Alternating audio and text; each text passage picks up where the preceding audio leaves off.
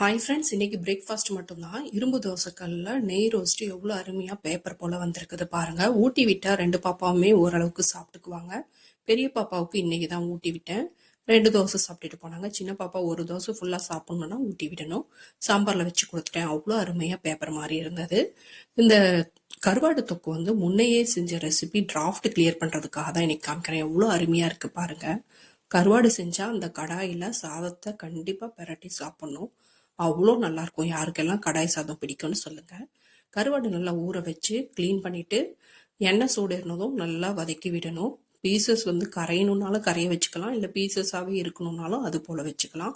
இன்னைக்கு பீசஸ் இருக்கிற மாதிரியே தான் நான் வறுத்து விட்டுருக்கேன். ஸ்லைஸாக கட் பண்ண ஆனியன் ஒரு 3 பல்லாரி வெங்காயம் சேர்த்து, பல்லாரி வெங்காயத்துக்கு மட்டும் உப்புத்தூள் சேர்த்துக்கிறேன். கண்ணாடி பதம் வர அளவு வதக்கி விடுறேன். கருவாடுலேயே உப்பு இருக்கும், பார்த்து சேர்த்துக்கணும். வெங்காயம் கண்ணாடி பதம் வந்ததும் ஒரு 3 தக்காளி பழம், பழுத்த பழம், அதையும் நல்லா சேர்த்து மிக்ஸ் பண்ணி விட்டுட்டு 1/2 டீஸ்பூன் மஞ்சள் தூள், 3/4 டீஸ்பூன் மிளகாய் தூள் காரத்துக்கு ஏற்ப சேர்த்துக்கலாம். நல்லா தக்காளி மசியணும். இந்த அளவு வந்ததும் ஸ்டவ் ஆஃப் பண்ணிட்டு சர்வ் பண்ணலாம்.